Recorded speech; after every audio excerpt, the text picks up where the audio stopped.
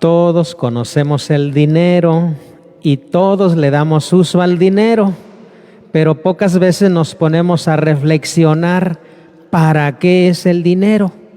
¿Para qué? ¿Qué sentido tiene que existe el dinero o el equivalente, como antes era el trueque, cambiar? Te daba yo una gallinita y me devolvías un poco de maíz. Eso era antes. Ahora puro dinero, ¿verdad? Y el dinero pues ha llevado a cometer muchos crímenes.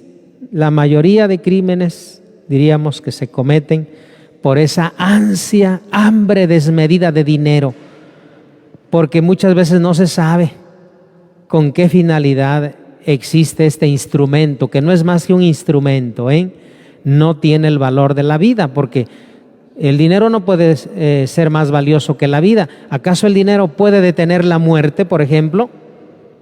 ¿El dinero puede detener una enfermedad? Puede detenerla si hay medicamento, si está al alcance el medicamento, pero directamente el dinero no. Por ejemplo, el dinero nos sirve para ir al mercado, pero no nos comemos el dinero, no lo metemos en a la boca, además tan lleno de bacterias que está. Sí. El dinero no debe de ser para nuestra condenación, debe de ser para nuestra salvación. Ahora, ¿cómo usarlo de tal manera que nos sirva a todos y a cada uno para nuestra salvación? Pues ahí hay que aplicar el Evangelio que dice: muchos que son últimos son primeros, y muchos que fueron primeros serán los últimos en el reino de los cielos. Esto nos hace pensar, por ejemplo, en Judas Iscariote y el ladrón arrepentido que estaba a la derecha de Jesús en el Calvario. Judas Iscariote no supo usar bien el dinero. Me parece que no le sirvió para su salvación, porque él traicionó a Jesús por esa hambre de dinero. Pues el Evangelio mismo dice que se robaba, ¿verdad?, el dinero que daban para los pobres. Y entonces él, por esa hambre desmedida de dinero, traicionó a su mejor amigo, al mejor maestro. Y entonces, cuando él se dio cuenta que el dinero no sació su hambre interior, decidió suicidarse. Fíjense qué tragedia, qué terrible, por no darle buen uso a las cosas materiales, al dinero, que no siempre es dinero en efectivo, a veces son propiedades, a veces cuenta bancaria, ¿sí?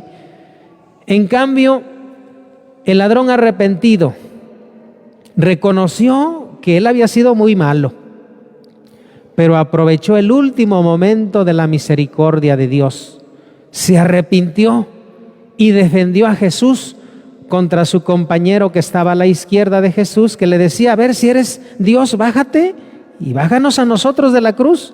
Ese hombre no aprovechó ni el último instante de su vida para salvarse. Dios le estaba dando la oportunidad, pero él no la aprovechó. Cuidado entonces, hay que saber aprovechar los tiempos. En cambio, el que estaba a la derecha, que según la tradición se llamaba Dimas y se considera santo, San Dimas, a pesar de haber llevado una vida de mucho pecado, pero al final supo corregir su mal camino. Ese le decía a Jesús: Señor, tú eres santo, el Santísimo, tú eres inocente, tú no debieras estar aquí. Yo sí, por mis pecados, pero creo en ti, confío en que tú vas a llegar al cielo y me puedes dar un pedacito de cielo. Y Jesús le dijo: por tu arrepentimiento, porque si volvieras a nacer ya no cometerías los mismos errores, hoy mismo vas a estar conmigo en el paraíso.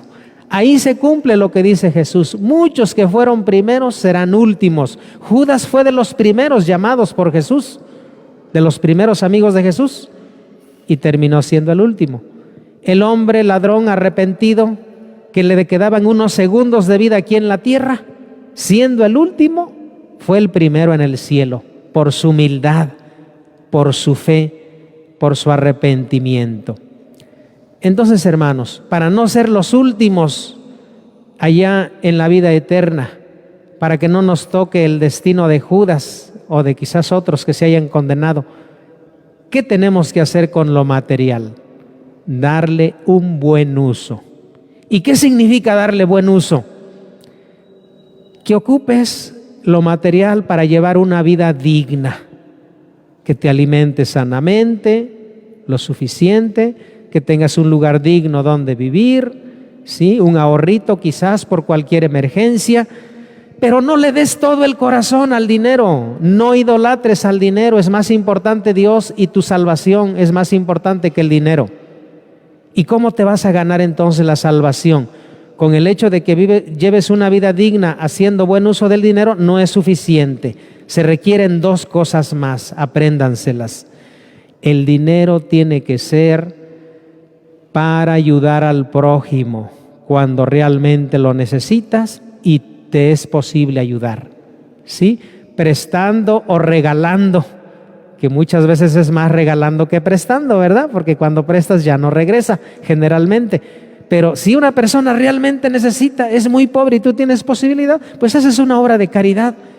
Para eso es el dinero. Para eso te va a servir para tu salvación si lo pones al servicio de tu prójimo. Y también pues a Dios, como los que trabajan, por ejemplo, o han trabajado para que el templo esté bonito, para que no falte lo necesario en el templo. Le estás dedicando a Dios algo de lo mucho que Él te da.